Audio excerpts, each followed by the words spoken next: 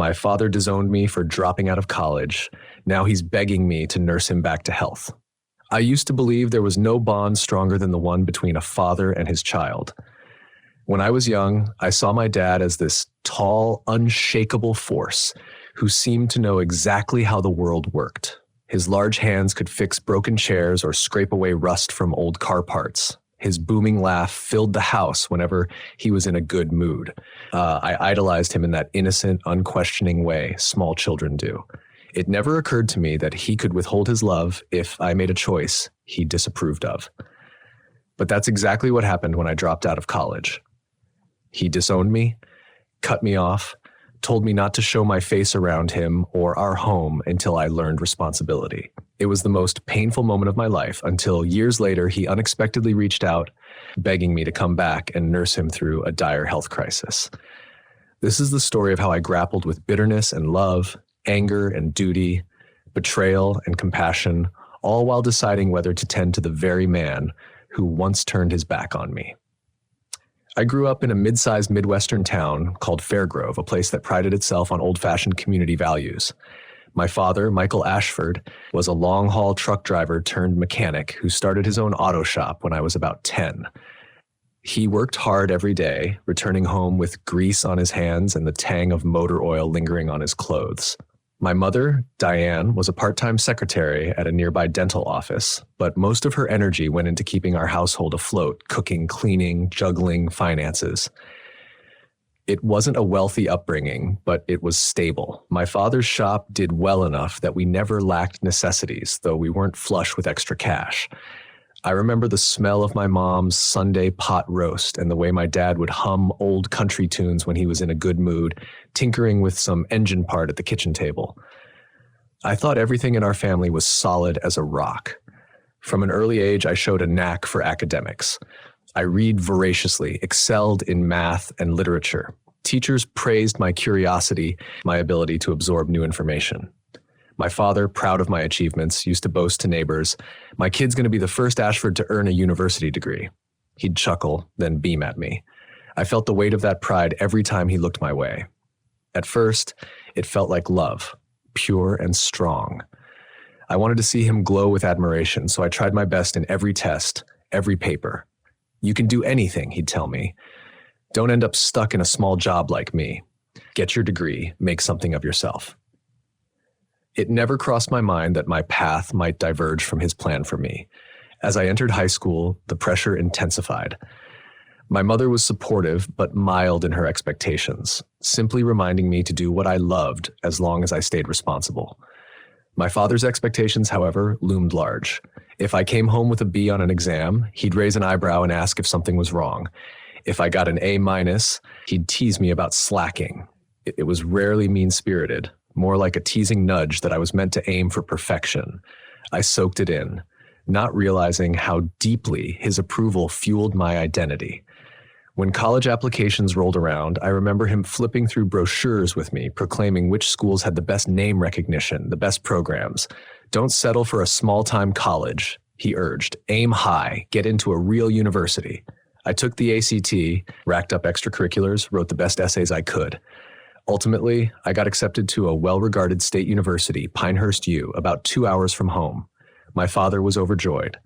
"That's my kid," he said, voice trembling with pride when the acceptance letter arrived. My mother cried tears of happiness. We all believed the future was bright. I started my freshman year majoring in English education because I loved literature and thought I'd enjoy teaching.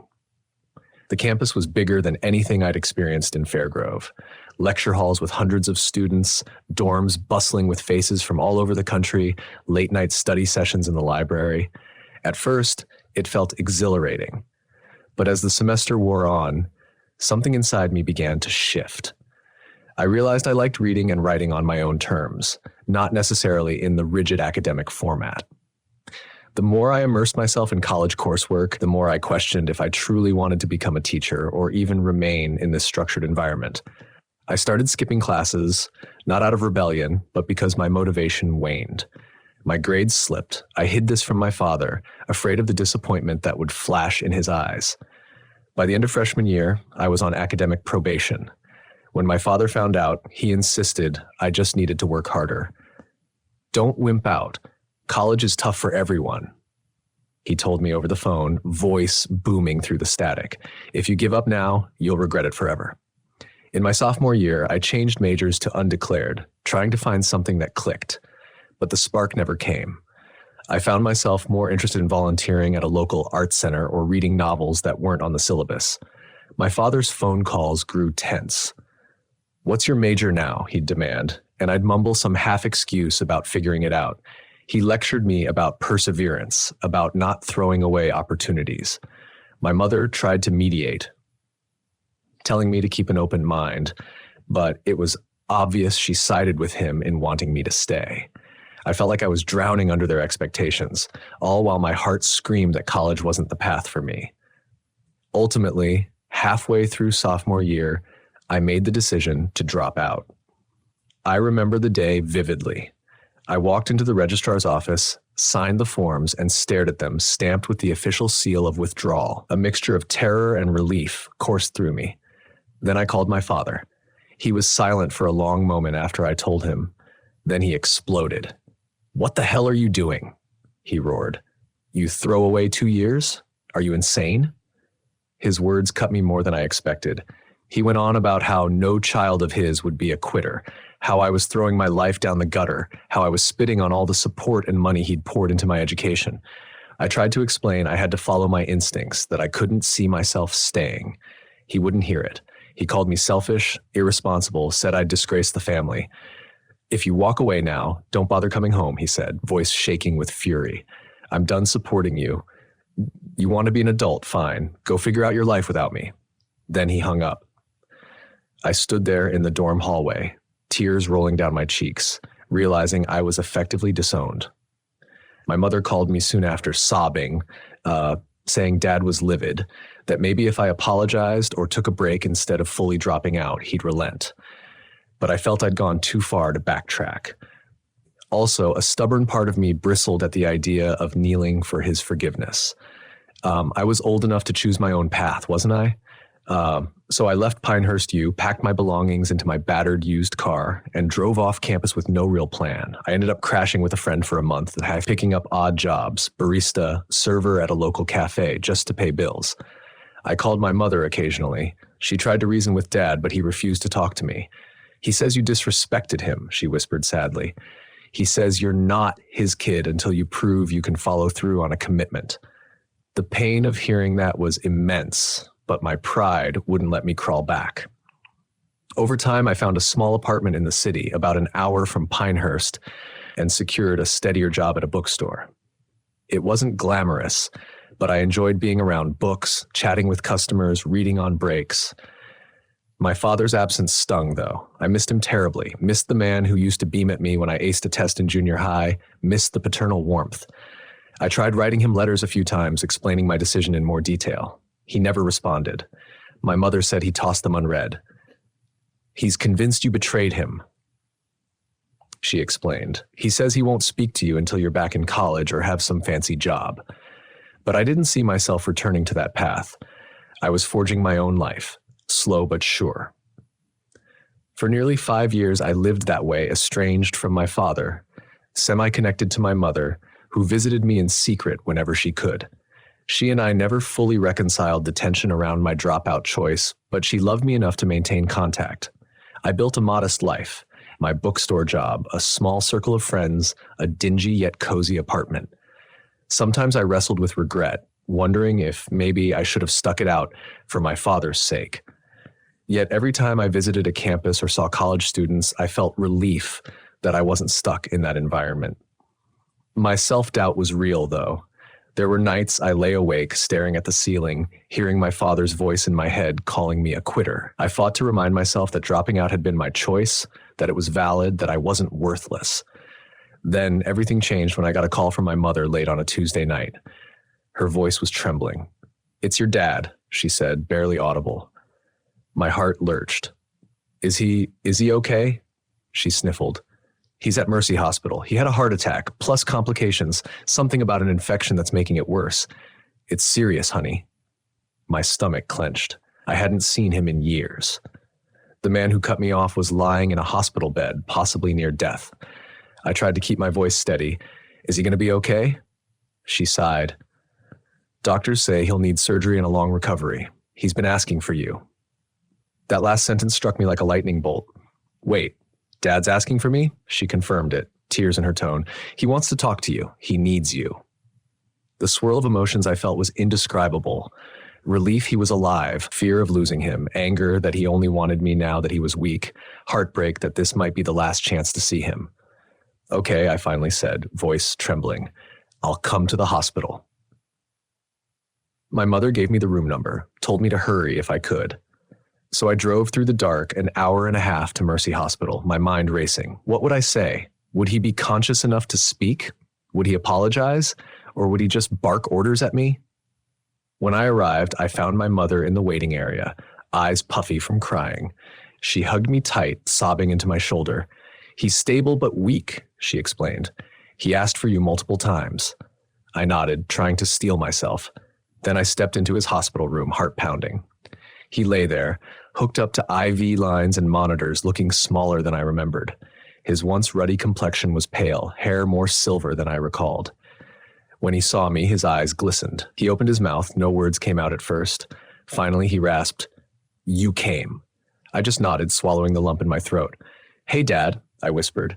Despite everything, seeing him so frail made my heart ache. There was an awkward silence. Then tears slipped down his cheeks. I didn't think you would," he said, voice cracking. I blinked back tears of my own. "Mom said you were asking for me." He nodded, struggling to prop himself up against the pillows. "I'm sorry," he murmured, voice trembling. "I was wrong. He coughed, the monitor beeping faster. My mother rushed to help him sip water. He caught his breath. "I pushed you away," he said more firmly. "I was proud. I thought I knew best. But I messed up. I let too much time pass." I stood there, my chest tight with an onslaught of conflicting feelings. I dreamed of hearing an apology, but not like this. Not while he was so vulnerable. "Dad, it's okay," I managed to say, though it wasn't entirely true. "No, it's not," he rasped, tears wetting his sunken cheeks. "I should have listened to you. You were an adult. You had a right to your choices. I let my stubbornness ruin us. I can't change what I did, but..." He paused, panting for breath. My mother hovered worriedly, urging him not to exert himself. But he shook his head, determined to speak. "I need help," he said. "I'm facing weeks, maybe months of recovery. The docs say I'll need physical therapy, help at home. I don't trust anyone else." He looked me straight in the eye. "Will you come back? Help me recover? I know I don't deserve it, but I'm begging you." It felt unreal. The man who banished me from his life was now pleading for me to nurse him back to health. My mother stood behind him, tears sliding down her face as if echoing his request silently. My initial reaction was anger. Why should I do this for him? He had 4 or 5 years to try to reach out, to mend fences, but he waited until he was incapacitated. But another part of me, the part that still loved him, warred with that anger. I thought of how many nights I'd cried wanting his approval, how much I used to crave his presence. Could I walk away now that he needed me? I didn't answer immediately. I stayed at the hospital for hours, letting him rest, talking quietly with my mother in the hallway. She confided in me that his condition was precarious, that he'd need bypass surgery soon, plus a long period of limited mobility. "I've been working full-time," she said, wringing her hands. "I can take some leave, but not enough to be his round-the-clock nurse. He's so stubborn, he won't hire a stranger to help. He trusts only you. He told me you were always the one person who never gave up on him, even though he gave up on you." Her voice trembled. "I know it's unfair to ask, but please consider it." I didn't commit then, just said I'd think about it. Over the next day or two, as Dad underwent more tests, I retreated to a cheap motel near the hospital, wrestling with the decision. My phone buzzed with messages from friends who'd heard bits of what happened through my mother's occasional updates. Some told me to run the other way, that it wasn't my obligation to care for a father who disowned me. Others said it might be a chance for closure. I felt paralyzed by conflicting desires. On one hand, wanting to protect my heart from being used or hurt again. On the other hand, unable to ignore that I still loved him despite everything. Ultimately, I found myself thinking about the father who taught me to ride a bike, who used to cheer at my spelling bees, who once shielded me from bullies in 4th grade. Did I really want to shut the door on that forever? The day before his scheduled surgery, I walked into his room, where he lay half dozing. His eyes fluttered open. I swallowed my nerves, sat in the chair by his bedside. "Dad?" I began softly. "I'm not sure how we do this. I'm still angry, hurt, but if you truly need my help, I'll try." His lower lip quivered. "Thank you," he whispered, looking profoundly relieved. "I know I have no right to expect your kindness." I nodded. "We'll have to talk about boundaries, about what I can realistically do. I have a life, my job, my rent. I can't just vanish from that." He nodded vigorously, like assuring me he'd pay for any lost wages, that he had enough saved. "Just be there," he said, voice cracking.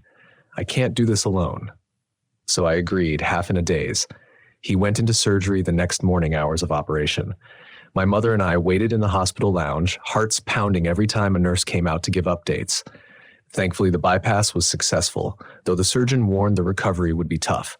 The infection in his heart lining needed strong antibiotics, possibly an extended hospital stay before he was discharged. My father was groggy for days, drifting in and out, but each time he recognized me, relief and gratitude shone in his eyes. My mother hovered near, but I was the one he reached for when the pain got bad or when he needed help adjusting the bed. Something in me softened, seeing how vulnerable he was, how he clung to me as if I were his anchor. It was terrifying, too, realizing how fragile life is. Over the next couple of weeks, I kept my promise. I took an unpaid leave from the bookstore, using a chunk of my small savings to cover my bills. My mother loaned me some money, though I insisted Dad said he'd reimburse me eventually. Once he was stable enough to leave the hospital, we had to decide where he'd stay. Going back to his house in Fairgrove seemed logical, but it wasn't equipped for his recovery stairs, limited bathroom access, etc. The hospital discharge planner suggested a short-term rehab facility, but Dad balked. He insisted on going home, trusting me and my mother to handle it. Reluctantly, we arranged for a hospital bed to be delivered to the first-floor den, along with medical equipment. My mother quietly confided she might need to keep working, so much of the day-to-day care would fall on me. I felt anxious. Could I handle that? Despite my doubts, I packed my clothes and moved temporarily back into the house I'd left years ago. It felt surreal stepping over the threshold. The living room still had the same old couch, the walls painted the same beige. My father, aided by paramedics, got settled in the den, already complaining of pain and weakness, though trying to hide it under gruff remarks. I set up a schedule for medications, helped him with breathing exercises, made bland meals suited to his restricted diet. My mother pitched in after work, but most of the hours it was just Dad and me, coexisting in a space that once was my home but now felt foreign. The tension between us was palpable, yet overshadowed by his vulnerability. At first, conversation was stilted. He'd grunt a thanks when I brought him soup or a glass of water. I'd nod, awkwardly. In the evenings, I read to him from random magazines, trying to fill the silence. Occasionally, I'd catch him looking at me with teary eyes, as if searching for the child he used to know. One afternoon, he mustered the energy to say, "I'm sorry, kiddo." His use of kiddo made my throat tighten. I hadn't heard it in so long. He pressed on, I know that doesn't fix what I did. You needed a father who supported you, and I failed you." I sat by his bed, heart pounding. "Dad, it's been so long. Why didn't you ever call?" He sighed, wincing from the strain. "Stubborn pride," he admitted. "I thought I was teaching you a lesson about perseverance. Then it got easier to be angry than to admit I was wrong. By the time I realized how much I missed you, too much time had passed. I felt like I couldn't undo it." We both had tears in our eyes. I told him how much it hurt to be cut off, how I'd questioned my worth, how I sometimes hated him for discarding me. He wept, saying he hated himself for it too. I was stuck on the idea that you needed to finish college, that I'd be a failure of a father if you didn't. Then I let that nonsense overshadow my love for you. His voice cracked. "I'm sorry. I've lost so many years with you, but it's not your fault. I drove you away." Hearing him own his mistakes was both painful and cathartic. Part of me wanted to scream at him for waiting until he was sick to realize this.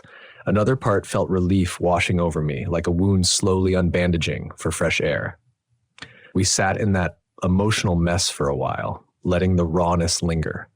As days turned into weeks, a routine formed. Mornings, I helped him shower with a special bench the hospital provided.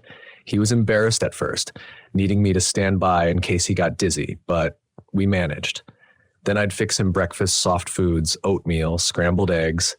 We'd do the breathing exercises, then his physical therapy, which included short walks around the living room with a walker. The first time he made it from the den to the kitchen without resting, he beamed like a child. "Look at me," he joked, breathless. "I'm unstoppable." I smiled, encouraging him. It was strangely heartwarming seeing him find small victories in this reduced state. Meanwhile, my own emotions shifted day by day. Sometimes I felt close to him again, like the father who taught me to fix a leaky faucet as a kid. We'd chat about random memories, jokes, or I'd read him the day's newspaper. Other times, bitterness flared up. I'd remember how he never once came to see my first apartment, never called to check if I was alive. On those days, I'd retreat into my old bedroom, mostly unchanged except for the lack of my personal items, and brood, wiping angry tears. He sensed my mood swings. "I deserve your anger," he'd say softly when I snapped at him for something. "I wish I could go back in time. Fix it." About a month into this arrangement, my mother confessed to me she was worried about the shop. Dad's auto shop had been neglected while he was hospitalized. A friend of his, another mechanic, was temporarily overseeing it, but business was suffering. She asked if I'd consider helping there too, maybe do some administrative tasks. But I was already stretched thin, looking after Dad almost full time. I grew frustrated, feeling like I was drowning in responsibilities that weren't mine. I told her as much, apologetically. She sighed, understanding. "We just can't afford to hire a live-in nurse or an extra manager at the shop," she said. "Your father's insurance covers part of the hospital bills, but not everything. He's behind on some payments. If the shop fails..." She trailed off, looking worried. I realized how precarious their finances were. Guilt pricked me. If I left to return to my own life, they might collapse under debt or lose the shop. But how long was I supposed to put my entire existence on hold? I called my boss at the bookstore, explained the situation, asked if I could extend my leave. He was kind, but warned that if I stayed away much longer, he'd have to replace me. I felt my stomach churn. That job was my livelihood. I confided in my father that night, telling him about the risk of losing my position. He nodded gravely. "I'll pay you back for every day you miss," he said firmly, gripping my hand. "I promise. Once I'm back on my feet, I'll make this right." I gave a weak smile, not sure if he truly could. But I had no better solution, so I extended my leave, praying I wouldn't lose my job entirely. In the second month, Dad's condition improved enough that the doctor cleared him for more independent mobility. He could slowly climb the stairs with assistance, though he got winded. The infection was under control. His heart showed signs of mending. But the road to full strength was still long. He occasionally had chest pains or dizzy spells. I hovered, anxious. One afternoon, he insisted on going outside to the back porch for fresh air. I trailed behind, worried he'd topple over.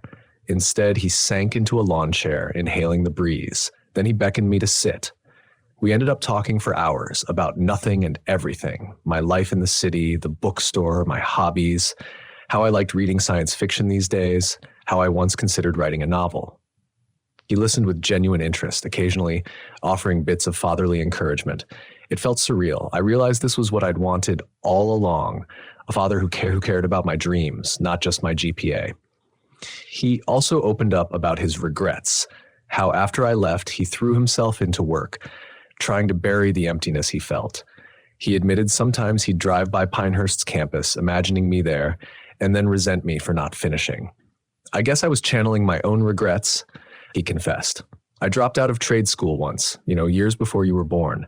I always felt lesser for not having a degree, so I projected that onto you, hoping you'd succeed where I failed. When you quit, I saw it as a reflection of my own shortfalls." Us. I was stunned. He'd never told me about dropping out of trade school. I asked why not. He shrugged, eyes misty. "Pride, shame, all that. So I took it out on you in the worst way." Hearing him lay out his motivations made me both angrier, how dare he put that on me, and strangely more sympathetic. People pass their wounds on if they don't heal them. I said as much, and he nodded, tears in his eyes. I'm sorry, he repeated. I can't say it enough. The more we talked, the more I felt some of the bitterness ease. I wasn't naive. I knew we couldn't just erase years of estrangement, but at least we were acknowledging the pain. Some nights, after I'd helped him into bed, I'd linger and we'd watch old sitcoms together. He'd nod off and I'd quietly turn off the TV, remembering how as a child I'd fall asleep on his lap to the same shows. Life had come full circle in a twisted way. He was the child now, frail and dependent. I was the caretaker. Despite the progress, friction still arose. Sometimes he'd bark at me for being too controlling about his salt intake or medication schedule. Once after a disagreement, he snapped, "I still know my own body." And I retorted, "You obviously don't, or you wouldn't have had a heart attack."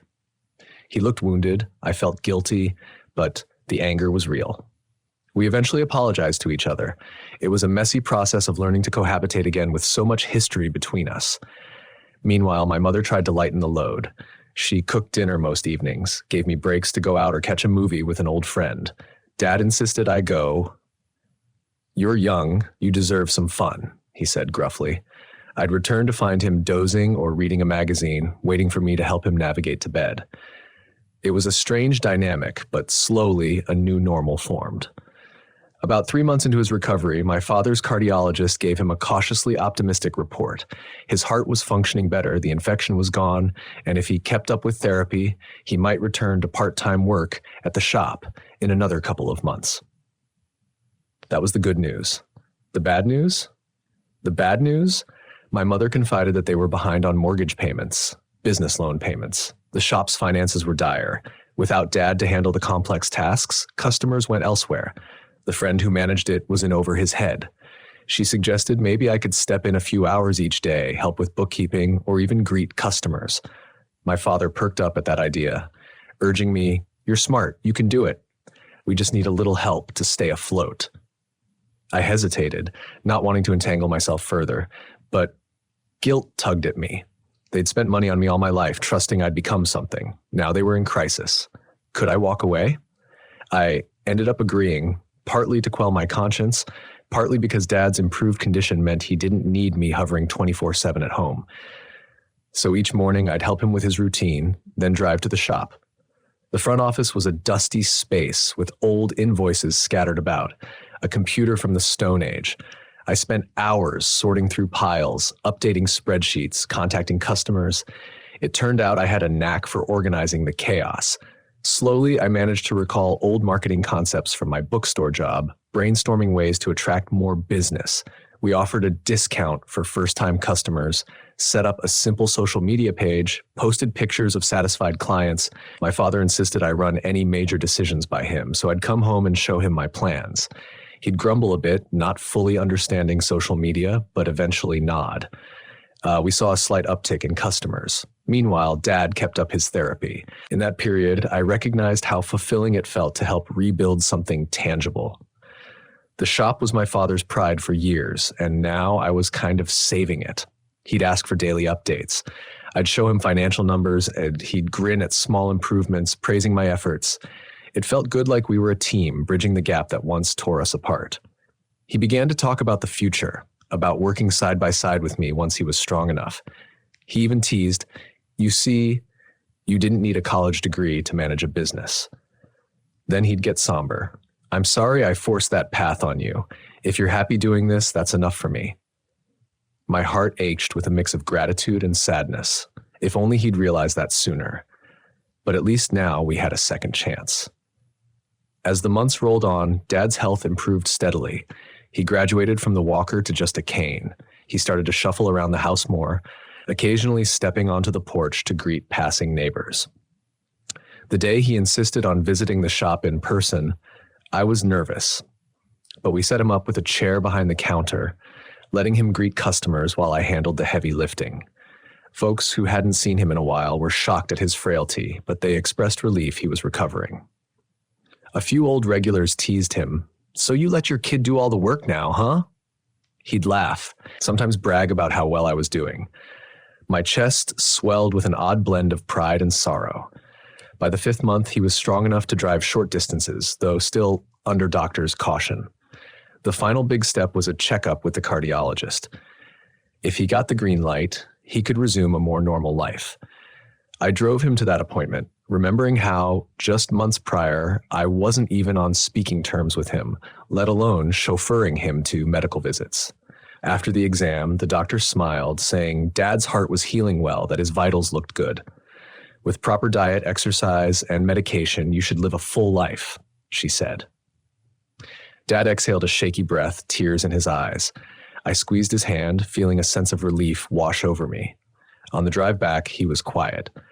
Eventually, he said, "I can't thank you enough, kiddo. I never thought I'd see the day we got along again, let alone that you'd save my life." I glanced at him, fighting tears. "You saved your own life by fighting through recovery. I just helped." He shook his head. "No, you gave me a reason to fight.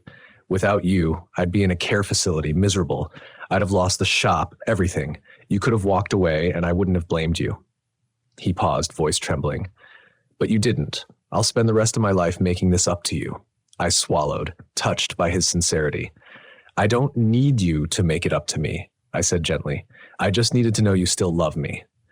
Tears filled his eyes. "I do, more than anything. Always have, always will. I'm sorry I ever made you doubt that." When we got back home, my mother greeted us with hopeful eyes. Dad told her the good news about the checkup, and we all embraced in the living room. It felt like, for the first time in years, we were a proper family again, albeit changed by the trials we endured. I decided to stay another few weeks, help Dad transition to more independence before returning to the city. My bookstore boss had let me know they'd filled my old position, but offered me a part-time role if I wanted it. I was disappointed, but not shocked. Dad insisted he'd pay my expenses until I found something else. "Or stay," he offered tentatively, "and help run the shop full-time if you want. We can be partners." My heart fluttered. The idea of working with my father, continuing this synergy we'd discovered, intrigued me, but I also knew I had to figure out what I wanted for myself.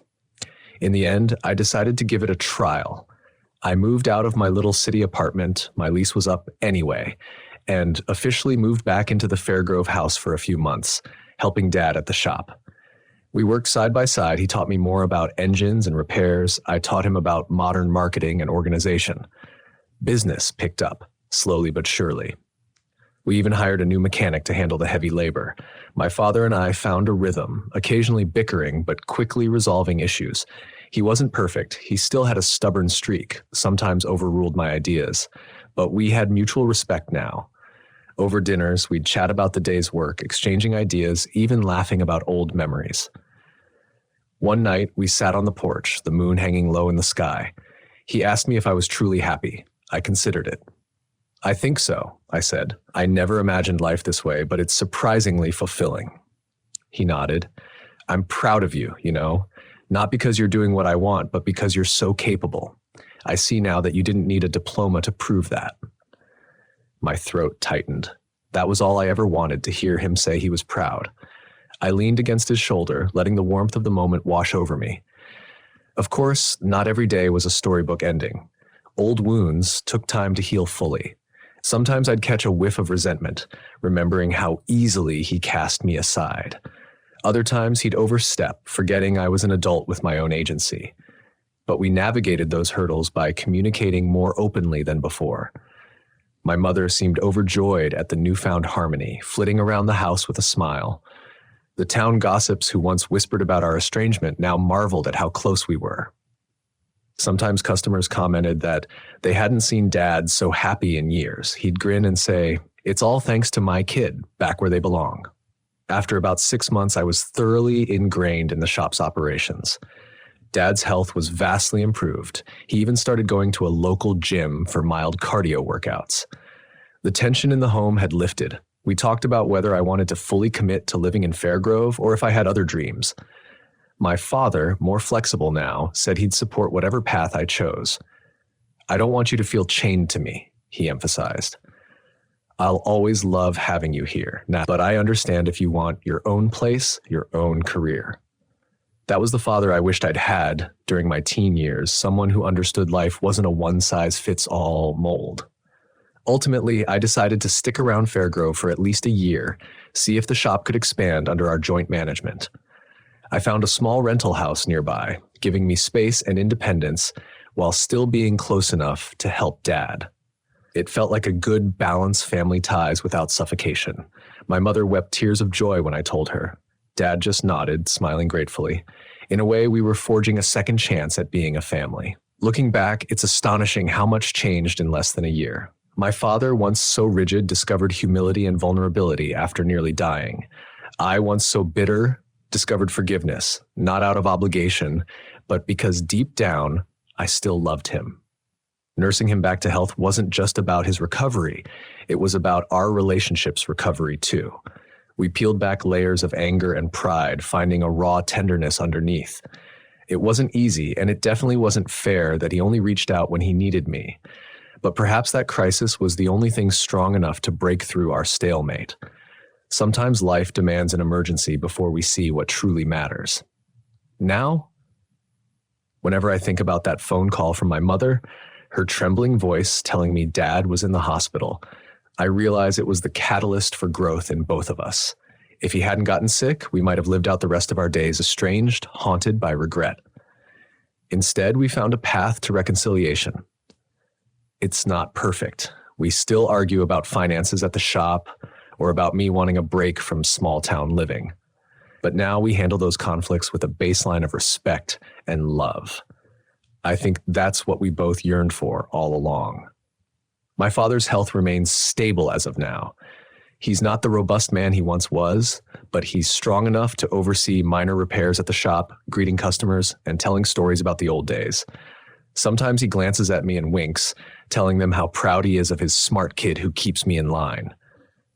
I laugh, shaking my head at how far we've come. Sometimes I'll step into his office, a cluttered room with car manuals stacked on every surface, and see an old photo of me in my high school graduation gown pinned to the bulletin board. He must have dug it out from a storage box. It warms me seeing that he cherishes those memories despite everything. People ask if I ever plan to return to college. My father tentatively suggested it once, but quickly added, "Only if you want, not because I want you to."